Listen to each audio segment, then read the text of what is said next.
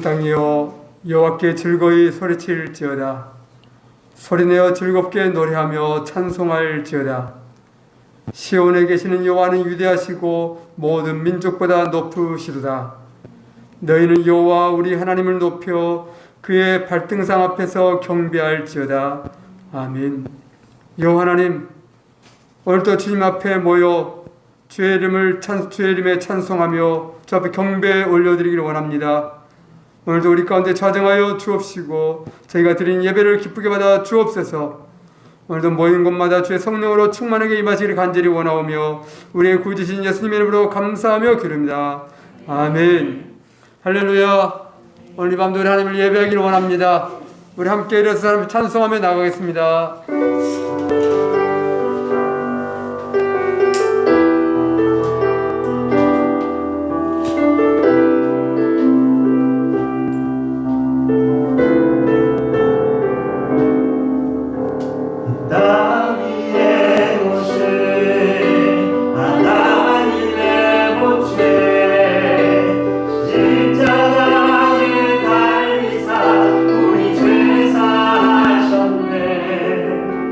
아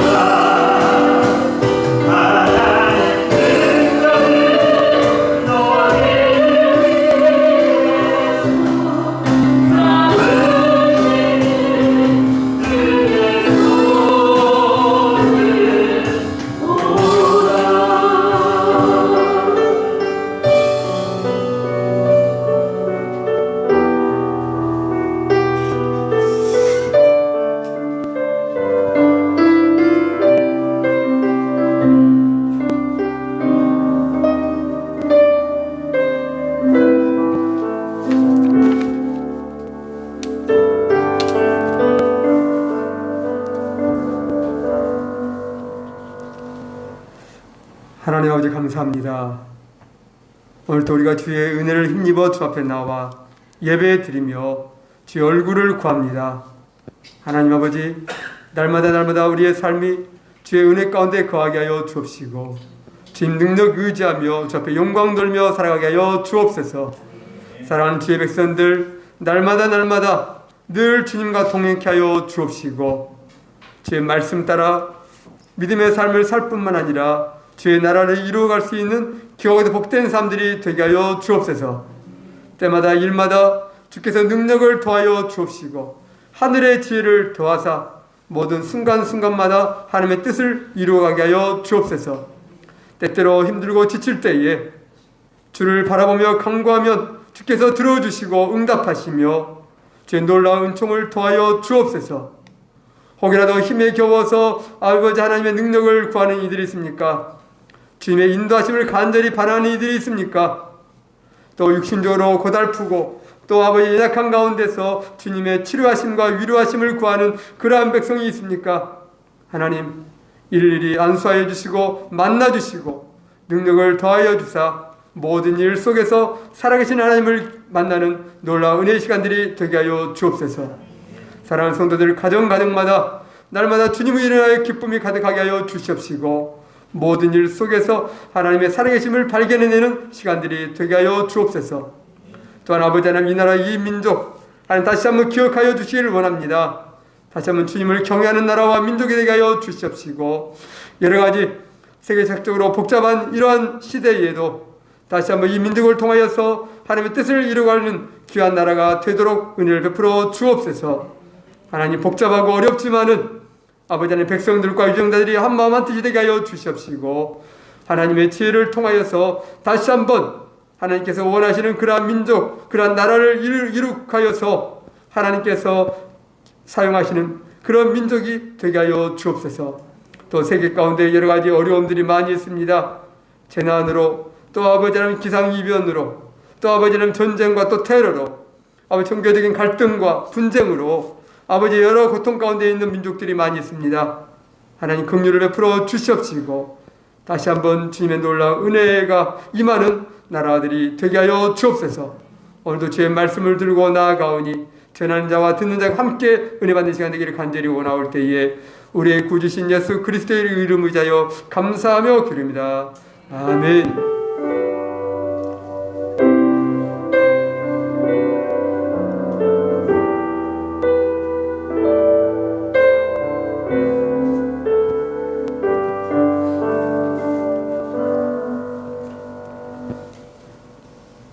하나님 말씀 보겠습니다.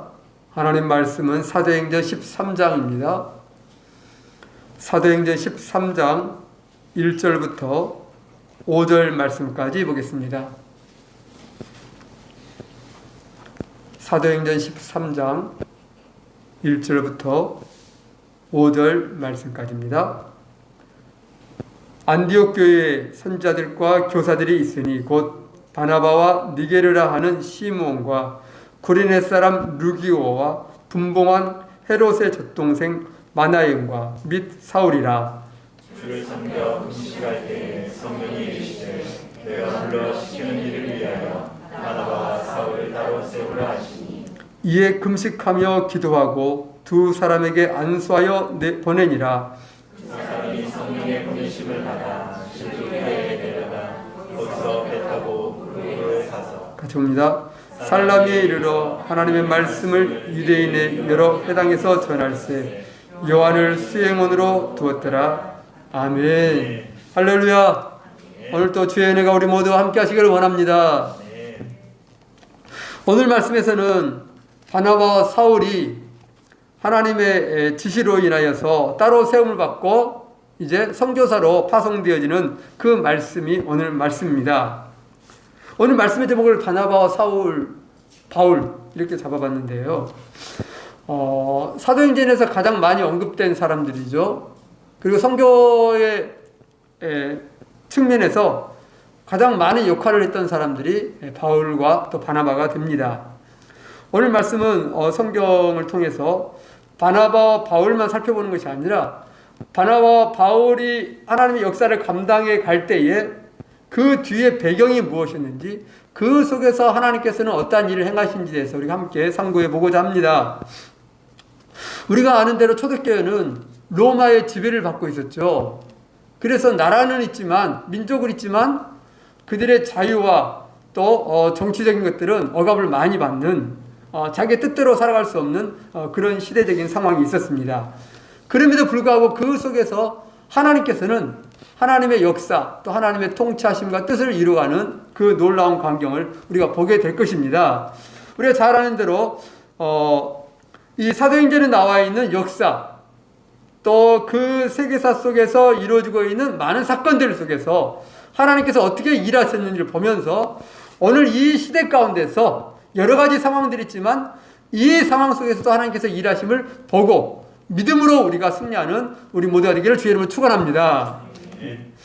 우리가 아는 대로 우리가 바나바가 사울, 이제 이름이 바뀌어서 이제 바울이 되는데 그 사울을 세우잖아요.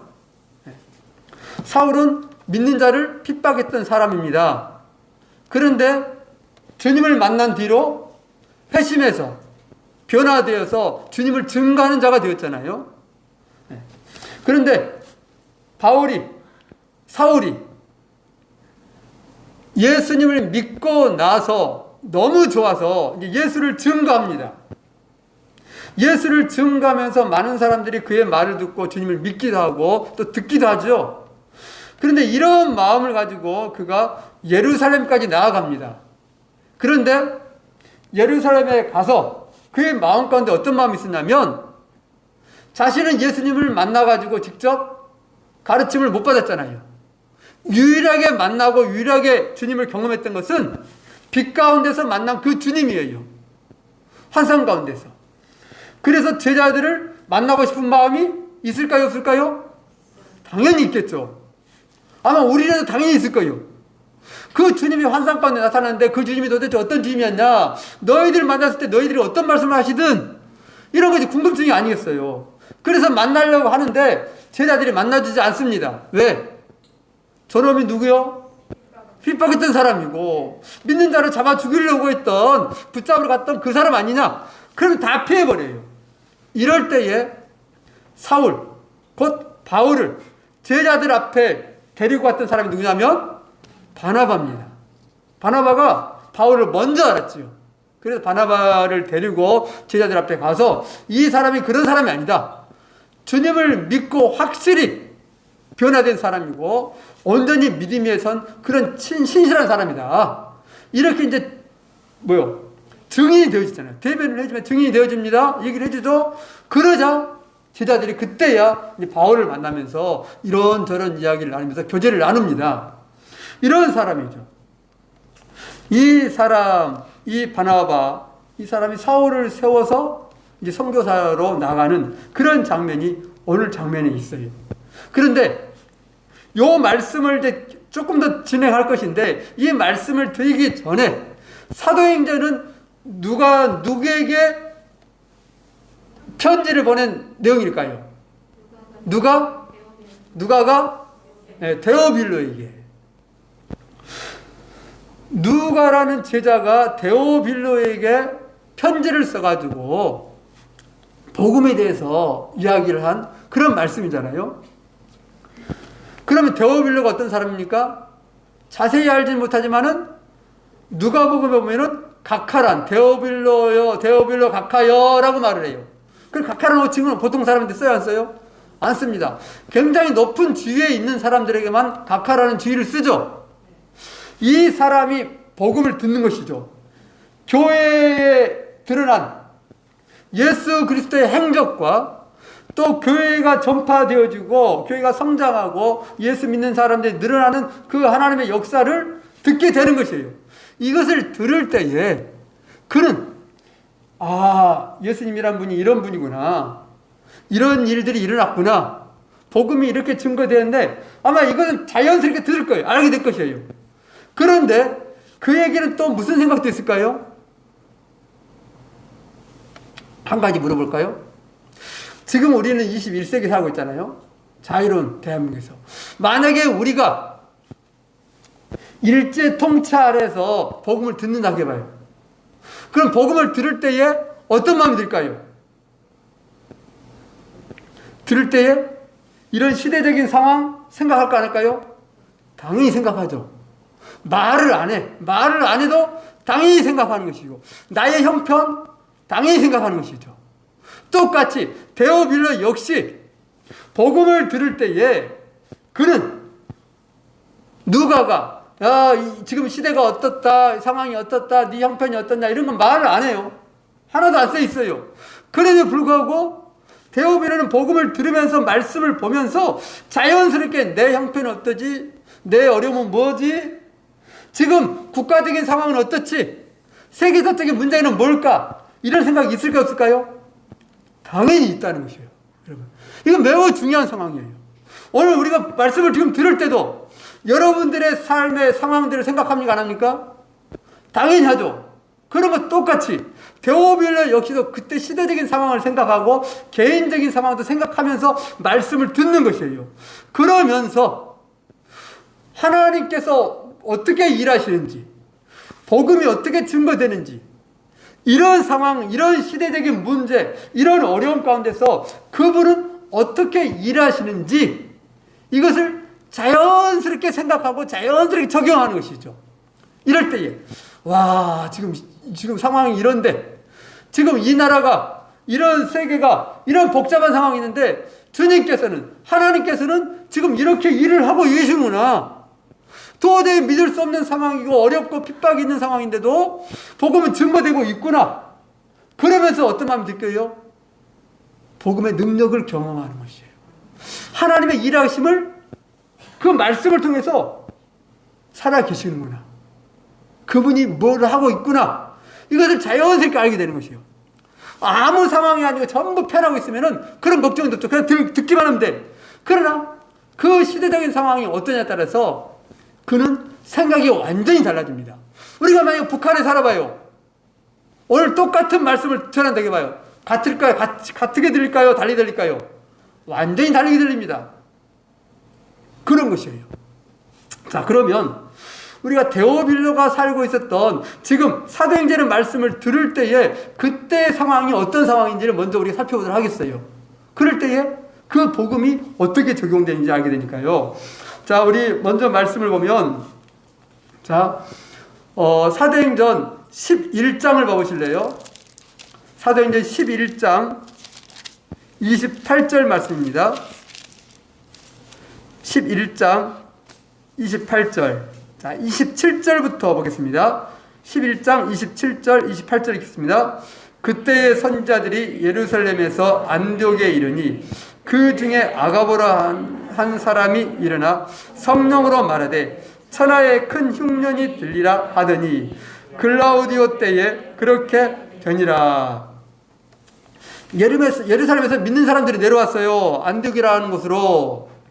그때에 그 중에서 아가보라는 사람이 하나님의 감동으로 예언의 말씀하는 것이죠.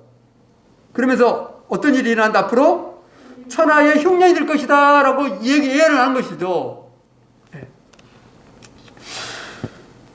그러면서 전해준 말씀이 뭐냐면 누구 때에? 글라우디오 때에. 이 사람 황제 이름이에요. 글라우디오 때에 흉년이 될 것이다. 그런데 역사적으로 글라우디오 때에 AD 45년에서 48년까지 그때 큰 흉년이 있었다고 역사적인 기록이 남아 있어요. 그러면 중요한 것은 지금 글라우디오 황제가 다스리는 시대는 어떤 시대냐 하는 것이죠. 왜? 그 큰 시대의 통치하심, 여러분, 황제가 곧 누구요? 신이죠, 신. 신이라고 불려지는 그 시대에 살고 있어요.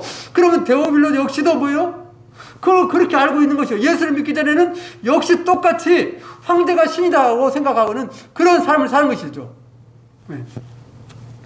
근데 이 사람에 대해서 잠깐 말하자면, 이 사람이 왕이 되었는데, 왕이 되기 전에, 그럼 원래 왕이 되기에 조금 어려운 상황이었어요.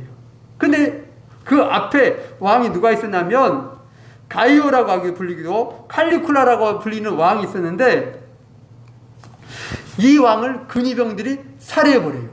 한마디로 누구예요? 경호원들이 살해해버렸어요. 그때 당시에 글라디오는 어디 있었냐면 커튼 뒤에 숨어 있었대요. 이 사람이 삼촌이야, 삼촌.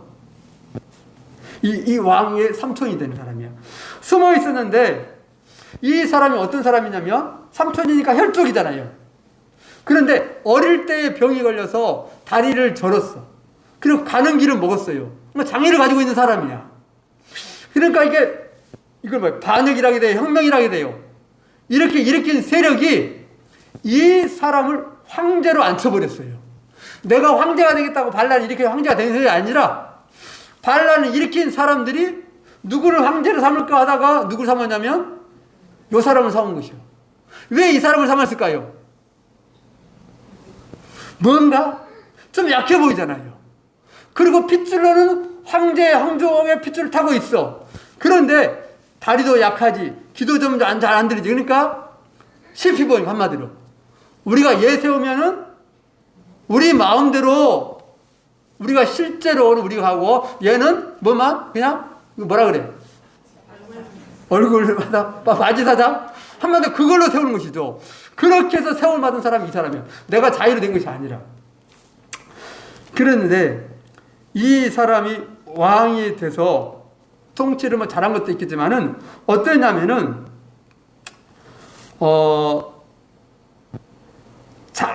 자기 아내를 자기 아내에 의해서 살해를 당해버리는 그런 끔찍한 일을 당해요. 세워 받았는데 클라우디가 이제 죽임을 당하는 이제 그런 상황. 그리고 나서 그 뒤에 누가 왕이 되냐면 네로가 왕이 돼. 네로는 많이 들었죠. 네로가 요 사람 다음에 왕이 되는데 이 네로가 왕이 되는데 이 글라우디를 누가 죽였냐면은 아내가 죽여버렸어요. 재혼했던 아내가 죽여서 자기 아들인 네로. 그러니까 자기 아들 네로는 재혼해가지고 데려온 아들이야. 그 아들을 왕이 앉혀버려요. 원래 왕에게는 아들이 있었어요. 네로보다 3살 어린 아들이 있었어요. 그러니까 누가 왕이 돼야 돼? 그 아들이 되는데 자기 아들을 왕을 시켜버렸어요. 그러니까 끔찍한 역사죠. 그런데 이제 네로가 왕이 되는데 이 사람이 어떤 왕이라고 알려지고 있어요? 굉장히 폭군이죠. 세계적 폭군으로 알려지고 있어요. 초반에는 굉장히 정치를 잘했대요. 잘했는데 후반에 가면서부터 완전히 폭군해가지고 결국 그가 자살을 하게 되는데 이 사람이 의붓동생이 있었다. 3살짜리. 3살 작은. 항상 황제의 자리가 불안하니까 어떻게 하냐면 그 동생을 죽여버려요. 그리고 자기를 왕위에 앉힌 사람이 누굽니까? 어머니예요. 그럼 실제 권력이 누가 있을까? 어머니. 자꾸 간섭하고 전횡을 일삼으니까 누굴 죽여버려? 어머니를 죽여버려. 또 아내를 죽여요. 정숙하지 않다고. 또 자기를 어릴 때부터 이렇게 지도했던 스승이 있어요. 세네카라고. 세네카라고 역사적으로 유명했던 사람이 나오죠. 철학자고 유명한 사람인데 교육자고. 이 사람도 죽여버려요. 통제 불능. 그러자 사람들이 나중에 로마의 대화재가 일어나면서 결국 백성들에서 쫓겨나요. 쫓겨나는데 죽임당하는 것이 아니라 쫓겨나가지고 벌써 이제 자기가 자살해버려요. 이때 나이가 몇 살이면 30세였어. 10몇 년 통치를 하고. 이게 지금 사도행전이 기록되고 있는 역사 가운데 진행되고 있는 그 역사예요. 오늘 우리가 살고 있으면서 오늘은 우리나라에 지금 왕이었냐? 대통령이 누구죠? 윤. 대통령이 살고 있잖아요. 정권이 바뀌고 나면은 우리가 생각이 있었어요? 지금 어떻게 될까? 지금 어떻게 될까? 생각하죠. 근데 우리나라만 생각한가요? 아니죠. 다른 나라도 생각해요. 복잡하게 지금 어째서 지금 러시아는 저리 가지고 지금 우리 저 세계가 복잡하게 만드나 지금 물가가 오르게 만들고 폭등을 해가지고 힘들게 만들고 여러 가지 문제 복잡해지잖아요. 이런 상황들을 생각하는 거죠. 그러나 그때는 이게 자기들의 삶이었어요. 삶 속에서. 계속해서 위의 황제들은 권력 다툼 속에서 암투 속에서 죽고 죽이는 이 일이 반복되고 있는, 그리고 식민지로 지배를 받고 있는 이제 이런 속에서 복음이 증거되는 것이죠. 황제가 통치해. 어느 누구도 꼼짝을 못해. 그런데 그 황제를 죽여버리고 또 다른 황제가 또 왕이 올라오고 또 그 황제를 없애버리고 또 되고, 이런 복잡한 세계 속에서, 이 속에서 힘이 없는, 어떠한 정치적인 입지를 가지고 있지 않는 믿는 사람들을 통해서, 유대인들을 통해서 복음이 증거되고 있는 것이에요. 근데 이 복음이 이상하게 듣는 이들이 변화되면서 새로워지는 그 모습을 이 말씀을 통해서 보게 되고, 실제적으로도 자기가 어떻게 하겠어요? 접하면서 알게 되는 것이에요. 세계 권력과 통치, 역사, 나라가 바뀌어지고 운명이 바뀌어지는 것은 위의 위정자들, 권력을 가지고 있는 요 사람들에 의해서 막 다퉈지는 것이죠. 막 전쟁을 했다가 평화가 됐다가 나라가 망했다가 일어났다가 사람이 죽었다가 살아났다가, 네 편이야 내 편에 따라서 그냥 하루아침에 몰살을 당해버리는 그런 일들이 비일비재하고 있는 속에서 하나님의 복음이 아무것도 아닌 같이, 눈에 보이는 것도 아니고 그냥 말씀을 통해서 예수님이 죽었다더라, 이런 말씀이잖아요, 한마디로 말하면. 그런데 그 말씀을 듣고 사람들이 변화되면서 놀라운 모습을 하고 있고, 때로는 핍박 속에서도 굴하지 않냐고 믿음을 지켜나간다 그러고, 이 역사를 보는 것이에요. 듣는 것이에요. 이럴 때에 데오빌로의 마음은 어떻게 할까요? 내가 아직 주님을 확실히 몰라. 그런데 나에게 이런 편지가 왔어요. 그런데 이것이 거짓말이 아니거든. 자기 삶 속에서 지금 자기 눈으로 살고 있고 자기 발로 딛고 있는 이 땅, 이 세계가 그런 세계인데, 이 속에서 아무 힘도 없는 사람들이 복음이라고 전하고 있고 그 속에서 믿음을 지켜나가는 그 역사를 이루고 있는 것을 보는 것이죠. 이때 그 마음이 어떻게 할까요? 달라지게 되는 것이죠. 만약에 믿지 않는다면, 이거 다 필요 없어. 지금 세상이 복잡해지고 지금 여기서 어떻게 살아나냐, 생존해야 말하냐, 이렇게 생각한다면, 어디에 줄을 서야 사느냐, 이렇게 산다면은 복잡하겠죠. 이 사람이 누구요? 보통 사람이 아니라 누구? 어떤 지위에? 각하라는 지위에 있어요. 그럼 어떻게 할까요?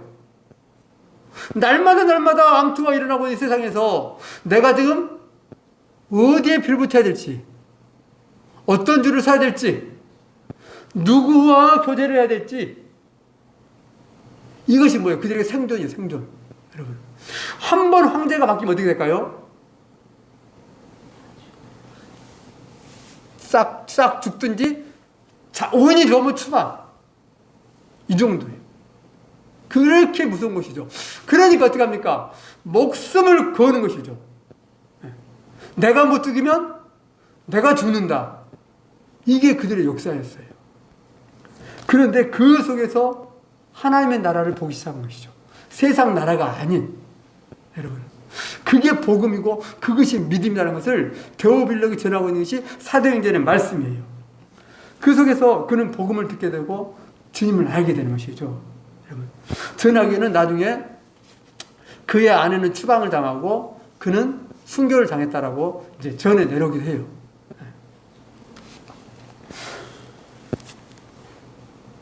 하나님의 나라가 어떻게 진행되고 있는지. 자, 그러면서 우리가 좀 말씀을 잠깐 보자면, 자, 우리가 다 아는 말씀이라 잠깐 넘어가겠습니다.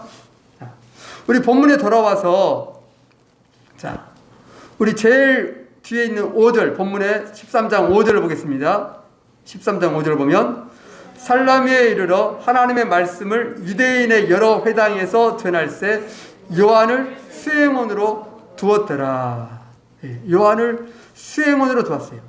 이 사람은 마가 요한이죠. 마가 요한인데, 이 사람 누구 조카인가요? 바나바의 조카잖아요. 바나바의 조카로 같이 수행원으로 두고 돌아가는데, 우리가 아는 대로 그 뒤에 조금만 넘어가 오면 13장 13절을 보겠습니다.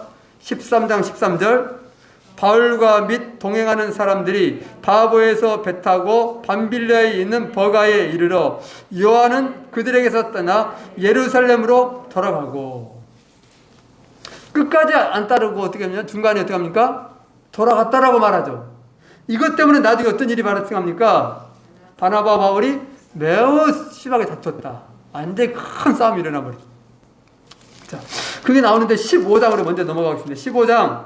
자, 15장 36절 보겠습니다. 15장 36절부터 읽겠습니다. 며칠 후에 바울이 바나바들은 말하되 우리가 주의 말씀을 전한 각 성으로 다시 가서 형제들이 어떠한가 방문하자 하고 바나바는 마가라 하는 요한도 데리고 가고자 하나 바울은 밤빌리아에서 자기들을 떠나 함께 일하러 가지 아니한 자를 데리고 가는 것이 옳지 않다 하여 서로 심히 다투어 피차 갈라서니 바나바는 마가를 데리고 배 타고 구브로로 가고 바울은 실라를 택한 후에 형제들에게 주의 은혜의 부탁함을 받고 떠나 수리아와 길리기아로 다니며 교회들을 경고하게 하니라. 요한, 마가 요한 때문에 요 두 사람 완전히 콤비라 그래야인가요? 둘이 완전히 복음을 위해서 함께 전력했던 사람들인데 요 마가 요한 때문에 둘이 갈라서 가지고 따로따로 가버렸어요. 그런데 우리가 앞에서 보자면 13장에서 초반에 그 두 사람을 세우는 분이 누구예요? 주께서 세우잖아요. 주께서. 성령이 이르시되 13장 2절에 보면 주를 섬겨 금식할 때에 성령이 이르시되 내가 불러 시키는 일을 위하여 바나바와 사울을 따로 세우라. 하나님께서 이들을 세웠어요. 이들을 둘을 세워가지고 둘이 전도여행을 보낸 거예요. 그래서 잘 갔어요. 중간에 요한이 돌아갔을 때도 그들은 흔들리지 않냐고 전혀 문제가 없었어요. 말씀 보면 계속 여러 가지 어려운 상황들을 많이 만나잖아요. 중간에 보면 바울이 돌에 맞아가지고 죽어버리는 그런 상황도 발생합니다. 하나님 은혜 살아나죠.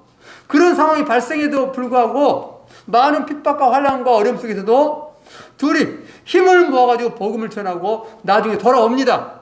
파송했던 교회 안디옥까지 잘 돌아오죠. 그리고 나중에 또 예루살렘에 가서 복음에 대해서 다시 이방인들이 어떻게 믿었는지 대해서 증인이 되어지는 그 일도 이 두 사람이 다 감당을 해요. 그런데 두 번째 전도여행을 떠날 때는 어떻게 하냐면 갈라서 버려요. 놀라운 일이죠. 그럼 만약에 이 장면을 우리가 거기서 보고 있다 해봐요. 바울과 바나바가 이 앞에서 성도들이 쫙 있는데 둘이 실망해 다투더니 막 티격태격하는 것이죠. 야, 마가 요한 데려가자. 안 돼. 난 못 데려가. 데려가. 안 돼. 절대 안 돼.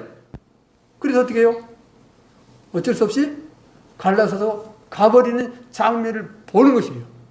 만약 이 장면을 보고 있다면 그 보고 있는 성도들은 어떻게 할까요? 마음이 좋을 사람은 한 사람 넣겠죠. 그럼 무슨 생각을 할까? 이러면 이러다가 교회가 되겠는가 이것이? 하나님 나라가 이루어질 것인가? 그리고 이 편지의 말씀을 보고 있는 데오빌로는 어떤 생각을 할까요? 하나님이 세웠다는데 초반에 좀 잘 나간 것 같더니 왜 이렇게 되지? 이런 생각 들까 안 들까요? 그 생각을 하면서 이 데오빌로는 무슨 생각까지 할까요? 권력층에 있는 사람들 뭘 보는 거예요? 암투를 볼 수 있는 것이죠. 서로 뜻이 안 맞고 나 죽고 죽이는. 그러면서 말씀을 안 보겠어요. 이들이 뒤에 어떻게 역사가 되는 거 보자. 그런데 하나님의 역사는 달라요. 세상의 역사와 다른 거예요. 세상의 역사는 갈라서면 끝나는 것이고 나중에 왼수가 돼서 서로 죽고 죽이는 이런 문제로 가버려요. 이것이 데오빌로가 알고 있는 세상이야. 세상 나라야. 그런데 하나님의 나라에서 좋지 않는 모습이 보이는 것이죠. 그것 좀 이해하고 가지 조금. 참말로. 같이 다 같이 가버리든지 뭐 이렇게 하든지 좀. 이러면 좋을 것 같은데 아닌 모습이 드러나. 그럼에도 불구하고 그 속에서 하나님의 나라는 어떻게 되는 거예요? 더 확장되어지는, 더 진행되어지는, 나중에 회복되어지는 그 은혜를 보게 되는 것이에요. 그러면 데오빌로가 뭘 보겠어요? 세상 나라와 하나님의 나라를 보는 것이죠. 물론 문제적인 상황이 다를 수 있지만 여전히 그 속에서 여러 어려움이 있고 많은 문제가 있을 수 있어요. 그러나 하나님이 통치하신 그 나라는 다르고 그 속에서 또 뿐만 아니라 우리가 볼 수 있는 것은 그때 시대적인 상황이 교회 상황과 여러 가지 맞물려서 돌아가고 있습니다. 그때 여러 가지 일들이 있는데, 자, 우리 아까 봤죠? 사도행전 11장 28절에 보면 흉년이 들었잖아요. 흉년이 들자 어떻게 합니까? 네, 부조를 보내게 해요. 구제연금을 보내는 것이죠. 다시 11장으로 와보실래요? 11장 28절에 보면 차라리 흉년이 들겠다라고 말하죠. 그래서 29절로 넘어가면 11장 29절, 제자들이 각각 그 힘대로 유대에 사는 형제들에게 부조를 보내기로 작정하고, 흉년이 들 때에 아마 형편이 이쪽이 안독 쪽이 더 괜찮았나 봐요. 그러니까 예루살렘이 어렵대더라. 소식이 들어 어떻게 해요? 그들이 모아요. 구제연금을 모아. 그래 이제 보내요. 누구의 손으로? 바나바와 바울에게 맡겨가지고 보냅니다. 보내가지고 이제 예루살렘에 가잖아요. 그래서 예루살렘에 도착해서 이제 만나요. 제자들 만나기도 하고 이제 전달해줘요. 그런데 그때에 어떤 일이 발생하냐면 예루살렘에 갔을 때에 그때 핍박이 일어나 버려요. 자, 12장 1절을 봐보실래요? 12장 1절 보면 그때 헤롯 왕이 손을 들어 교회 중에서 몇 사람을 헤아려 하여 요한의 형제 야고보를 칼로 죽이니, 이때요 부조를 가지고 구제연금을 가지고 예루살렘에 갔을 때 그때 거기서 일어나는 일이 뭔 일이냐면 헤롯 왕이 누굴 죽입니까? 야고보를 죽여버리는 것이죠. 여러분, 우리가 하나님의 은혜와 뜻 가운데서 좋은 일, 선한 일, 하나님 예언의 말씀을 듣고 이제 일이 일어나는구나, 계책을 세우라고 세우자 하고 갔는데 그때 해필 좋은 일이 일어난 것이 아니라 교회를 핍박했는데 제자 중에 한 사람 야고보를 죽여버려요. 그리고 사람들이 좋아하니까 또 어떻게 합니까? 베드로를 죽이려고 거기 가둬버리잖아요. 이때가 이때예요. 그럼 역시 데오빌은 또 뭘 보겠습니까? 하나님의 뜻 가운데서 좋은 일을 하고 갔는데 왜 하나님이 그 문제를 어떻게 좀 풀어주든지 조금 이렇게 제해주든지 그러면 좋지. 해필 그때 제자들 아직 복음도 전하려면 아직 쌩쌩한데 이런 마음이 들까요, 안 들까요? 이러면 들 수 있어요. 그러니까 데오빌로는 우리가 그 마음을 알 수 없지만은 이런 생각 저런 생각을 많이 하는 것이죠. 세상 나라, 세상 권력, 세상 통치, 하나님의 통치, 하나님의 나라, 그리고 하나님의 말씀을 듣고 가는데 이런 일 저런 일이 왜 일어나는지, 어떻게 일어나는지. 그리고 바울과 바나바가 나중에 뒤에 가면 갈라서는 그것도 보게 되는 것이고. 그런데 이제 갔어요. 가서 이제 이런저런 제자를 만나게 되는데 다행히 그들은 안 잡히잖아요. 안 잡히고 하는데 어떤 걸 보냐면 12장 23절로 넘어가 보실래요? 12장 23절 보면 헤롯이 영광을 하나님께로 돌리지 아니하므로 주의 사자가 곧 친히 벌레에게 먹혀 죽이니라. 헤롯 왕이 그렇게 하고 결국 뭐입니까? 죽임을 당해요. 네. 그러나 믿지 않았던 사람들은 헤롯이 죽으니까 그냥 병이 원래 죽었구나 이렇게 생각하지만 이 사도행전을 보낸 누가는 어떻게 기록하고 있는 거예요? 하나님께서 그를 치셨다라고 쓰는 것이죠. 그러면 데오빌로는 이 말씀을 들을 때 어떤 생각을 할까요? 하나님 쳤을까 진짜로? 아니면 지가 어쩌다 보니까 병이 걸려 죽었는가? 이때 그가 어떻게 말씀을 들었을지 나오지 않아요. 그러나 그가 믿음을 가졌다는 것을 알기 때문에 아마 이것도 하나님께서 그런 일이 나는 몰랐는데 그런 일이 있었구나. 하나님의 세계에서 하나님의 통치하심을 눈으로 보게 되는, 귀로 듣게 되는 일이 있는 것이죠. 이런 믿음은 그와 같은 것이에요. 우리가 제 말씀을 들을 때에 우리의 눈으로는 안 보여. 똑같이 일어나고 있는데 어떤 사람은 하나님의 통치하심에 따라서 세상을 보는 눈이 있고 어떤 사람은 그냥 일어나는 거야. 그냥 살다 보니까 일어나는 것이고 저 나라 이 나라가 하다 보니까 전쟁이 터지는 것이고 이렇게 생각하는 것이죠. 그러면 믿는 자와 믿지 않는 자의 차이가 뭐냐면 하나님을 인정하느냐 인정하지 못하느냐예요. 그것을 어떻게 생각하느냐. 그럴 때 완전히 달라지는 것이죠. 믿음의 영역이 달라집니다. 그리고 나서 이제 부도하는 일을 마치고 이제 돌아오는데, 자, 12장 25절로 보실래요? 바나바와 사울이 부도하는 일을 마치고 마가라는 요한을 데리고 예루살렘에서 돌아오니라. 이때 누굴 데려왔냐면, 이때 요한을 데려왔어요. 데려와 있을 때에 성령께서 바나바와 바울을 따로 세우라 말하잖아요. 따로 세웠어. 그리고 갈 때에 누굴 데려가냐면 예루살렘에 데려왔던 요 마가를 데리고 가요. 그러면 마가를 만나는 그 배경이 뭐예요? 흉년 때문에 만나요. 흉년 때문에. 하나님이 야 마가 데리고 와라 이것이 아니라 흉년에 갔다가 마가를 보게 되고, 그리고 바나바가 동하기도 하고, 또 마가 역시도 삼촌 나도 좀 따라가고 싶네 이런저런 하면서 이야기 돼가지고 데려가잖아요. 여러분, 이와 같은 것이에요. 어려움의 상황, 흉년을 만났는데 그 속에서 하나님의 백성이 세워지는 장면이 나와. 마가는 안 세워졌지만 아직 안 세워져. 연약해요. 돌아가 버려요. 감당 못해. 그러나 그 시발점이 뭘로 일어나냐면 흉년을 통해서 나타난다는 것이에요. 오늘 우리의 삶에서도 마찬가지예요. 우리의 믿음의 출발 시작이 아직 믿음에서 아직 갖지 않았지만 연약하지만 새로운 시작의 이 시간들이 이런 우리에게는 흉년 같은 삶에서도 이런 일이 일어난다는 것을 이제 보게 되는 것입니다. 그 다음에 이제 예루살렘에서 요한이 가버리잖아요. 그리고 이제 안디옥에 뒤에 이제 우리가 바울과 바나바 다툰 것까지 보았어요. 다툰 것까지 보았는데 이제 이거 잠깐 보자면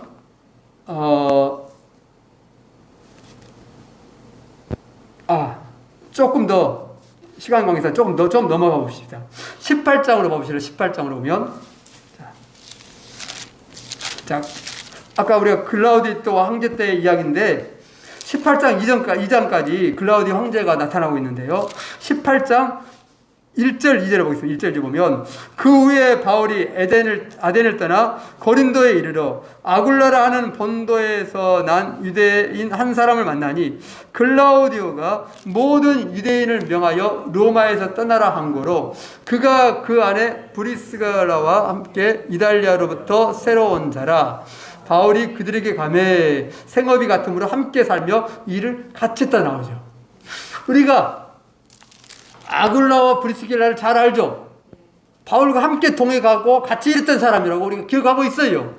그런데 이 사람들이 어떻게 만남을 하게 되냐면 요 아굴라라는 사람이 어디서 왔어요? 지금 여 만난 장소는 고린도에서 만나요. 고린도에서 만났는데 이 아굴라라는 사람이 원래 어디 살다 왔냐면 로마에 살다 왔어요. 로마에 살다가 이쪽으로 온 이유가 뭔가요? 글라우디오가 유대인들은 로마에서 추방령을 내려버린 것이에요. 왜 추방령을 내렸냐면 로마에 유대인들이 많이 있었어요. 오래전부터. 그런데 복음이 시작되어가지고 예루살렘에 핍박이 일어나요. 스데반이 죽으면서 핍박이 일어나잖아요. 그때 많은 사람들이 흩어집니다. 흩어져서 어디로 오냐면 로마에도 들어와요. 로마에 들어와서 복음이 증거되면서 믿는 자들이 생겨. 제자들이 먼저 가는 것이 아니라 바울이 먼저 가는 것이 아니라 흩어진 사람들이 와가지고 복음을 전하자 그 속에서 자연스럽게 믿는 자들이 생겨요. 그러자 누구도 믿게 되냐면 아굴라와 브리스가라도 그때 믿은 거예요. 사도 바울을 만나가지고 복음 듣고 믿은 것이 아니라 그 전에 믿고 있었어요. 얘기해보니까 복음을 믿는 사람들이야. 그러자 바울이 나와 함께 일하자 하면서 뜻이 맞아서 같이 선교 사역을 같이 감당을 해버려요. 그런데 우리가 아까 마가 요한은 흉년에서 만났어요. 그런데 아굴라와 브리스가라는 어떻게 만나냐면 추방령 때문에 만난 사람들이에요. 여러분, 추방당은 좋은 거 안 좋은 거예요? 당연히 안 좋은 것이죠. 고향을 떠나가는 것이에요. 자기 삶의 터전을 다 잃어버려 쫓겨나는 것이에요. 모든 유대인들이 쫓겨나요. 어떤 사람은 작게는 25,000명, 많게는 5만 명 정도가 추방당했다라고 말을 해요. 어마어마한 숫자죠. 자, 그런데 이 글라우디오가 추방령을 내렸어. 근데 이 사람이 추방령을 내리고 나서 5년 살다가 어떻게 되냐면 죽임을 당해요. 그 다음에 누가 황제 되냐면 네로가 황제 됐잖아요. 네로가 황제가 되는데, 네로는 황제가 되자마자 어떻게 하냐면 유대인들 돌아와도 좋다, 교환은 좋다 하면서 명령을 내려요. 그러니까 5년 후에 돌아옵니다. 돌아오면서 나중에 복음이 또 들어가겠죠. 그런데 이때 상황에 어떤 상황이 벌어질까요? 그때 교회에 믿는 사람들이 유대인도 있고 복음을 들은 사람 유대인도 있고 이방인도 있었어. 그런데 로마 안에가, 그래 누가 추방당했습니까? 로마 유대인들이 추방당해버렸어요. 그럼 누가 남아? 로마 이방인들만 남는 것이에요. 그러면 교회의 주도권이라면 이상하지만은 교회의 중심 세력이 누가 되는 거예요? 로마인들, 유대인들이, 이방인이 되는 것이에요. 그리고 5년 후에 돌아온 거예요. 5년에 돌아보니까 교회가 어떻게 됐어? 달라지는 것이죠. 그러면 이방인들은 하나님의 구약의 말씀 알아요, 몰라요? 몰라. 예수님에 대해서만 조금 알고 믿고 있는 것이에요. 그러니까 다시 돌아오자 어떤 문제가 발생할까요? 서로 간의 교리가 안 맞는 거예요. 그래서 난리가 나는 것이에요. 그래서 바울이 이 소식을 듣고 이 사실을 알고 로마서를 기록을 해요. 장장 몇 장? 16장을. 왜? 복음이 무엇인지. 그래 하나부터 열까지 가르쳐 줍니다. 그리고 유대인의 문제점들, 율법에 대해서, 결례에 대해서, 그리고 이방인과 유대인의 그런 서로 다름에 대해서 여러 가지 상황을 통해서 이야기를 해줘요. 또 무슨 얘기를 하냐면 우리가 아는 대로 로마서 9장과 11장까지 보면은 유대인들은 예수님 죽여가지고 그들은 구원 못 받는다, 이런 소식이 돌기 시작했어요. 추방당했잖아요. 그게 사라졌잖아요. 그러자 바울이 어떻게? 그게 아니다. 그것이 아니다. 하나님의 유대인들을 버리지 않았다. 이게 이제 로마서가 나온 배경이 되는 것이죠. 그게 복음이 뿌리를 내리는 그 어려움 속에서. 그러니까 로마의 추방당에서 고통을 당하지만 흩어지면서 어떤 일이 받냐면 복음을 전할 자들이 만나는 역사가 나타나요. 그러면서 다시 돌아오는.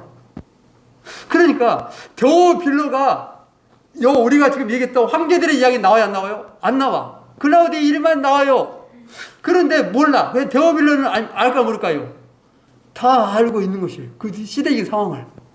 지금 로마의 상황이 어떤지, 유대인들이 어떻게 돌아가고 있는지를 다 아는 거죠. 그 속에서 복음이 어떻게 움직이고 있는 것인가. 누가 지금 만나가지고 이 사람 추방당했는데 바울 만나가지고 다시 복음을 전하고 있네? 이들이 다시 복음의 확장을 위해서 놀랍게 역사하고 있네? 이것을 보는 것이에요. 그러니까 어떻게 해요? 데오빌로기는 살아있는 말씀이 되는 것이에요. 이 어려운 세계 속에서, 어려운 통치자들 속에서 하나님께서 일하고 있구나. 하나님께서 이 역사를 움직이고 있구나. 주님이 통치하네. 로마 황제가 통치자가 아니라 그 배후에서 일하신 분이 누구? 주님이구나. 이것이 보여지는 것이 사도행전 역사예요. 사도행전은 단순히 예수의 복음이 증거되는 역사만이 아니라 당연히 그 역사가 증거되고 있는데 그 속에서, 역사 속에서 하나님께서 어떻게 주관하고 있는지, 어떻게 통치하고 있는지, 어떻게 다스리는지, 누가 왕인지를 보여주고 있는 역사가 사도행전의 역사예요. 여러분, 오늘 우리의 삶에 이런 은혜가 있길 바랍니다. 우리를 다스리는 분이 요 하나님이시요. 이 땅의 왕이 주님이세요. 우리는 세상이 이렇게 되든 저렇게 되든, 우리의 눈에 좋게 되든 아니 안 좋은 방향을 하든 주의 나라는 어차피 진행이 될 것이고 하나님의 뜻은 이루어질 것이에요. 왜? 그분이 왕이니까. 오늘 우리가 그분 앞에 의지하면서 주님, 나의 삶에 여러 형편과 처지가 있습니다. 이 나라와 이 민족 가운데 또 세계 가운데에 많은 일들이 있습니다. 주님, 그러나 그 속에서 하나님은 당신의 뜻을 성취해 간다는 것이죠. 주님, 그것을 볼 수 있도록 그런 믿음을 우리에게 달라고 기도하고 그 은혜 가운데서 이 땅의 교회들이 세워지고 믿음의 백성들이 일어나도록 우리가 함께 간구하면서 또 찬양하면서 나가겠습니다.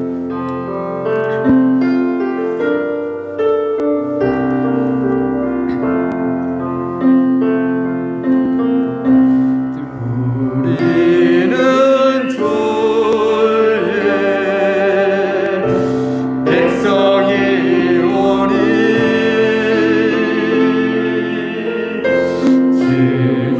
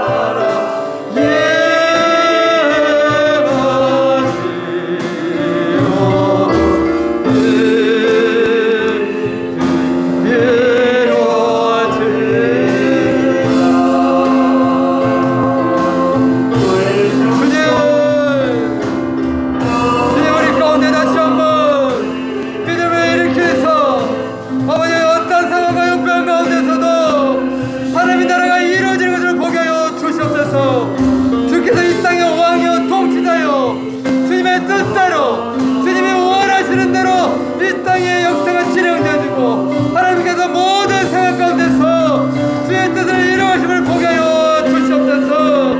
하나님, 우리의 보기 어렵고 힘들지만은 그 속에서도 주님께서 주님의 복음의 역사를 이루어가시고 하나님의 나라를 세워가심을 보게 하여 주옵소서. 우리가 함께 주님의 은혜, 그 능력을 의지하며 다시 한번 믿음으로 함께 나아가겠습니다. 주님 우리의 눈을 열어 주시옵소서.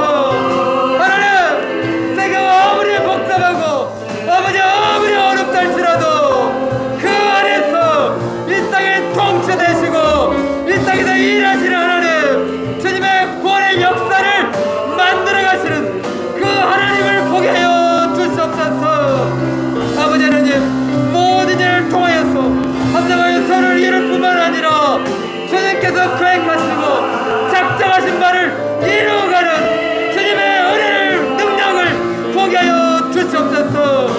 아버지 하나님, 흉년이 들지라도 아버지 하나님 권력 투쟁과 마음 죽어버린다 할지라도 아버지 하나님, 모든 정권들이 바뀌고 정치가 아버지 하나님 아무런 가운데 있고 아버지 세계가 재난 가운데에 병량과 기금 가운데 있을지라도 그 속에서 역사하시는 하나님, 그를 통치하시고 주님의 뜻을 이루어가시는 그 주님을 우리가 보게 하여 주시옵소서.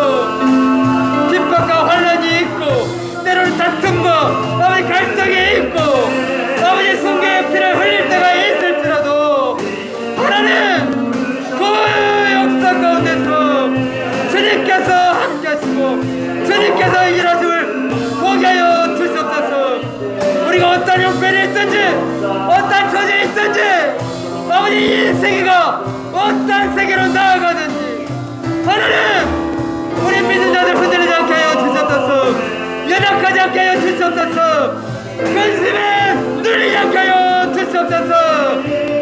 주님께서 일하시고 주님께서 뜻을 세워가시고 주님의 나라, 주님의 구원이 이루어진 것을 보게 하여 주시옵소서.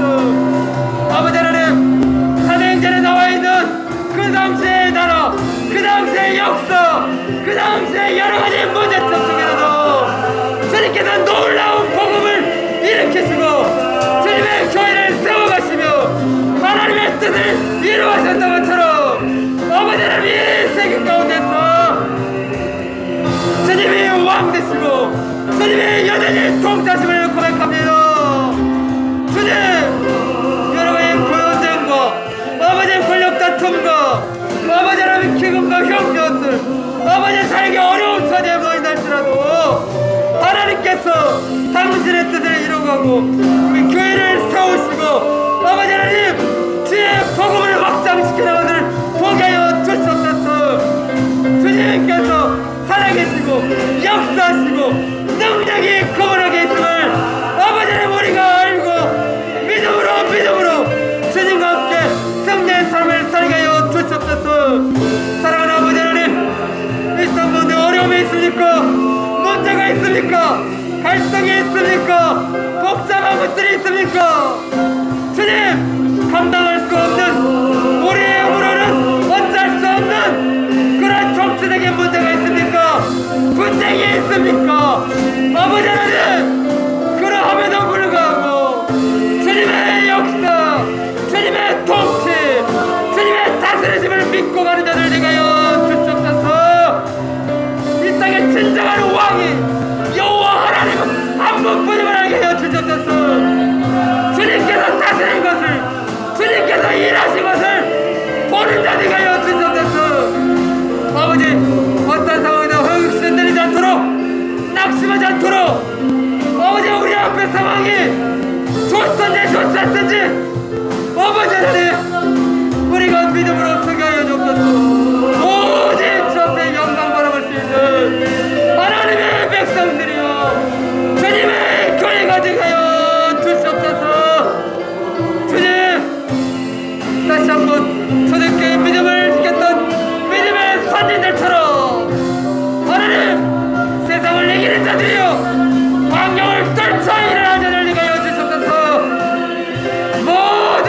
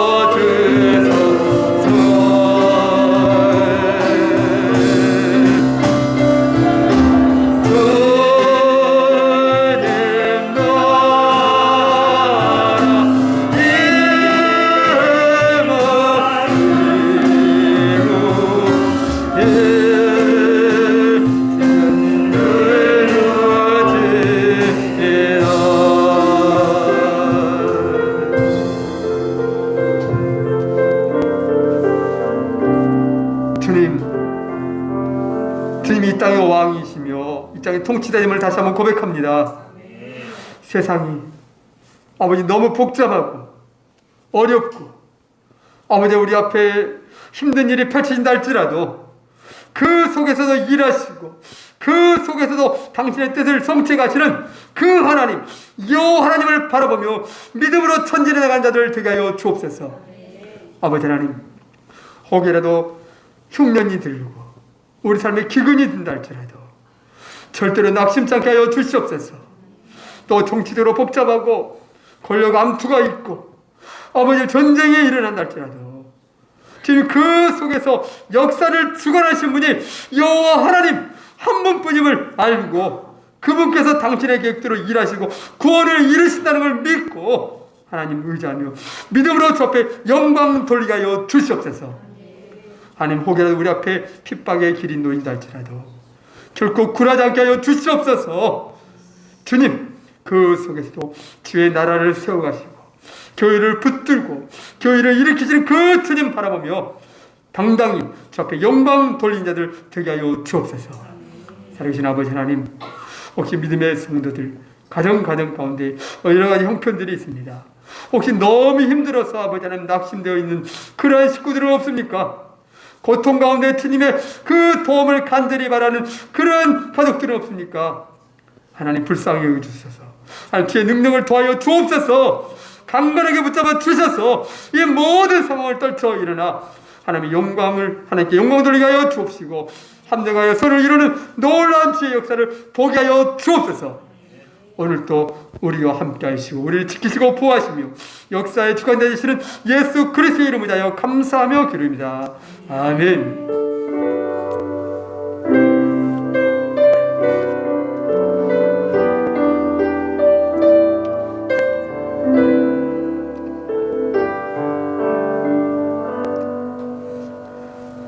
우리 주님께 영광의 박수 드리겠습니다.